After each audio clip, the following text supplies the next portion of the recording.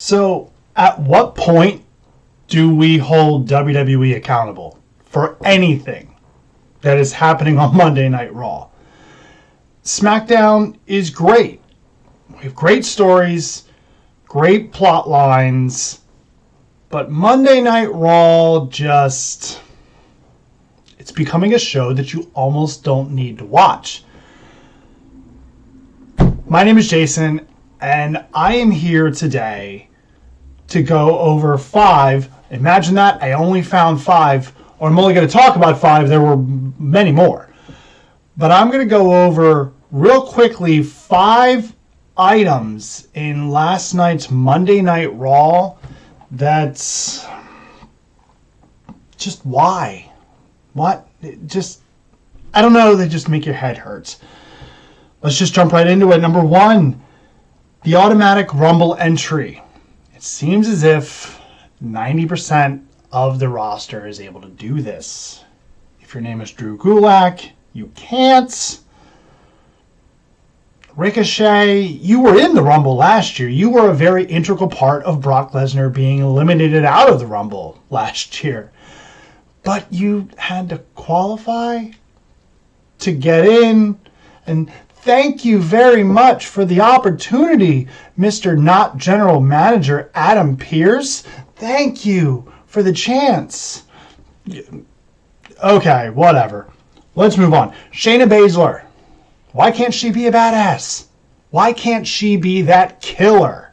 I mean, not literally biting into the neck of people like we saw when she came up to the main roster.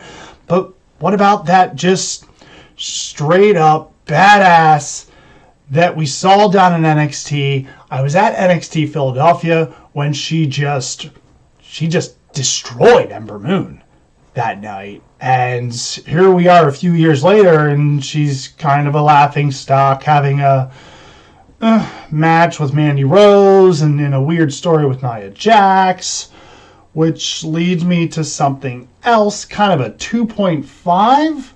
I'm sorry, but I thought when we got rid of the Authority, we decided that we were going to get rid of the automatic rematch. Maybe they thought we forgot. Number 3, the Hurt Business. Why are we splitting them up again? Why are we teasing a split up with them? Why can't we just have tag teams that when they win the gold, they are just strong? What happened to the 90s era of tag team wrestling? It seems as if it's just a plot way to get to a story so that we can have these tag teams come together.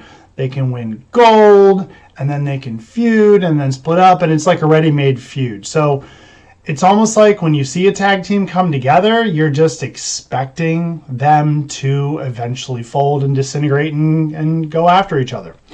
Number 4, Charlotte. She's back, yes.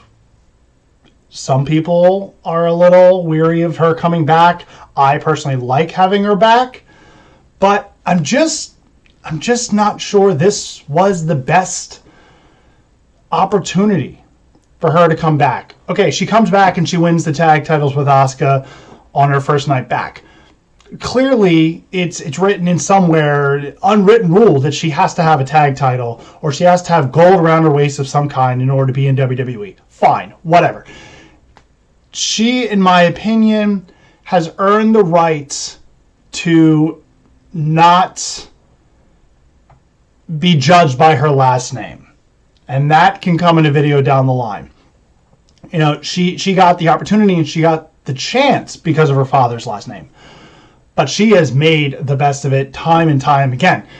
Now we're having a story with daddy issues. We're having some kind of, oh, she's sleeping with my father. You can wear my father's robe, but you can't wear my crown. What are we doing with Charlotte? And why do we constantly have to have the necessity and the need to have Ric Flair involved? Just have Charlotte come in and just kick ass like we know she can.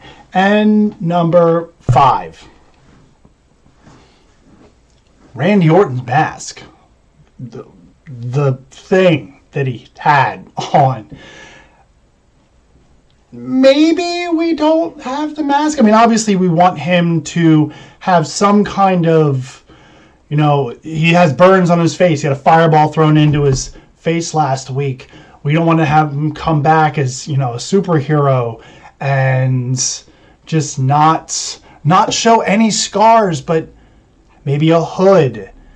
They were in a darkened area, so maybe have some camera angles. Just barely show a little bit of a burn, but not much, just enough to give the imagination, he keeps turning away, and he doesn't want to show what's under there. Almost like what Kane did, just without the mask. Back when he was unmasked, it was kind of like, he just doesn't want to show, instead of this blatantly odd looking thing that was on his face, which was more of a laughter situation than it was an actual he burned his face. So those are my 5 things from last night's Monday Night Raw that's kind of, I guess you could say, grind my gears in the lovely terms of Family Guy. As long as Monday Night Raw continues to have some weird-ass stories and some weird-ass things going on, I'm going to come on here and do this. I don't care how many views it gets. It's going to be a rant session, and we'll see how well this goes.